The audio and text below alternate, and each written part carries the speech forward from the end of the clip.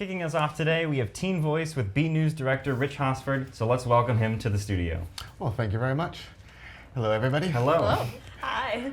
So what we're looking to do with this segment is kind of just get your thoughts about, things going on in the world today, mostly in politics, but a couple other subjects.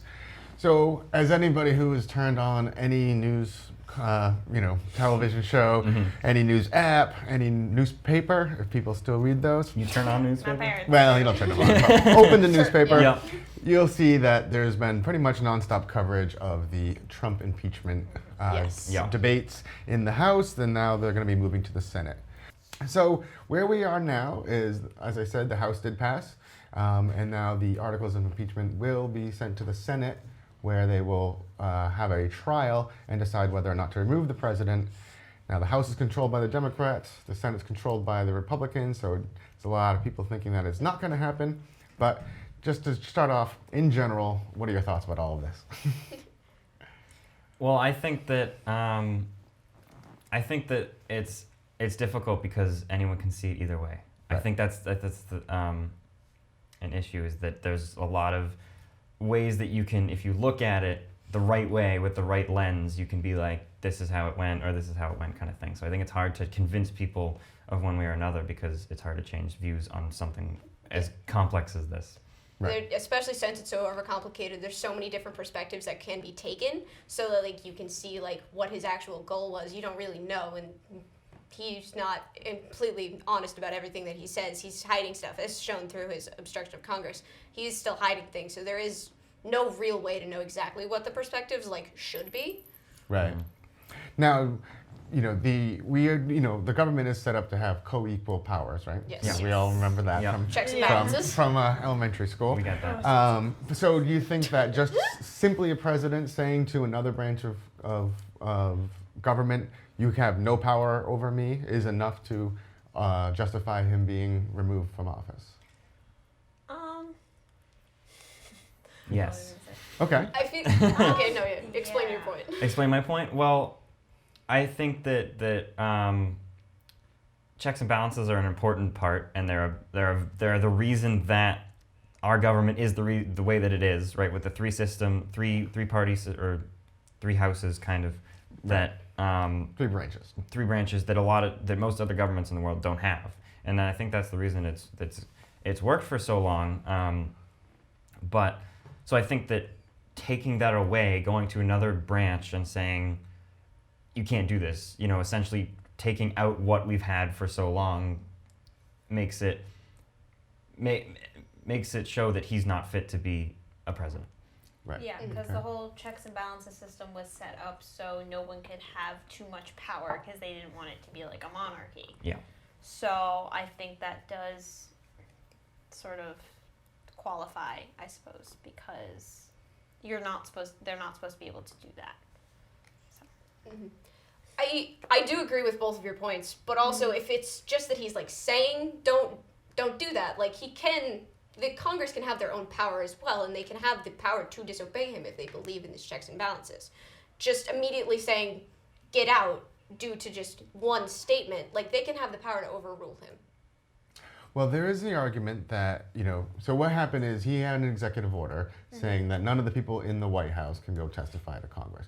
Specifically, the Democrats were hoping for his chief of staff and his former national security advisor. Now, they could, as other people who did testify, all those long hearings that we had in the last couple of weeks, Yes. so a lot of them kind of went against the president's will to do so, but they're not really the key players that the Democrats want. Now, what the Republicans are saying is that, okay, yes, we have co-equal branches of government, and there's a third one, the courts. If Congress really wanted to get these people, they could take the long process of going through the court system to see if the courts would enforce a subpoena. Now, they chose not to do that, mostly because it would have taken a long time, and as we'll discuss in a little bit, we're in an election year. Yeah. So any other final thoughts on this topic before we move on to the next one? Said it all. Okay. Pretty Okay. good. So another one, big debate is gun control. I Yep. know there's some people who, want to see maybe an assault weapons ban. One of the candidates who has since dropped out said he would actually like to go after and try to anybody who has an AR-15 to take it away from them. Others kind of want a different buyback program.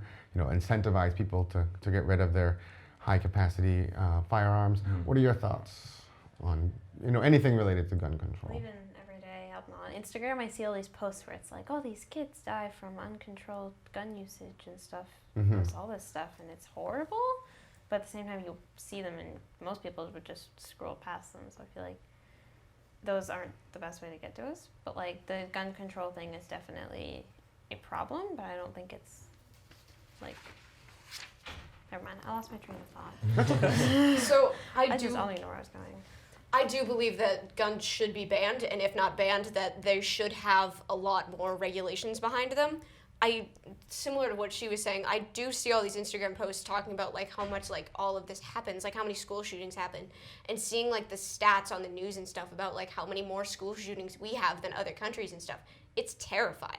Right. It's incredible to see that we have no regulations on this, and that stuff like this can just happen all the time. Yeah. This isn't happening in other countries that don't have this regulation, so that we need to like stand more on this and like protect people. I think it's too late. I agree.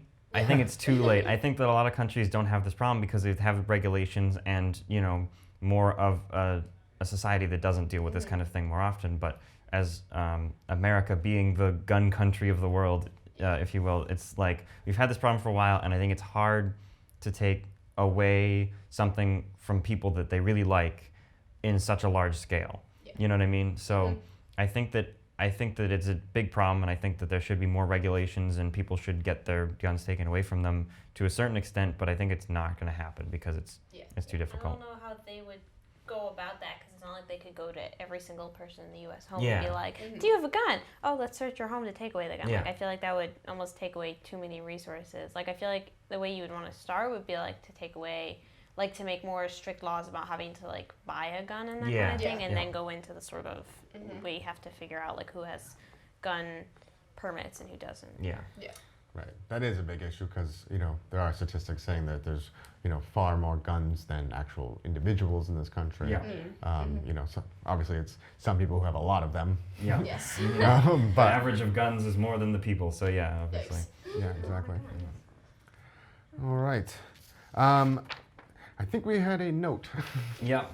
So I think it's time to probably for you all to move on to your next segment. all right. I appreciate the invite and coming down and talking to you. I think it's always interesting to kind of get the thoughts and the feelings of our great students here at Burlington High School. So I appreciate the opportunity to do so. Of course. Thank you. Thank you.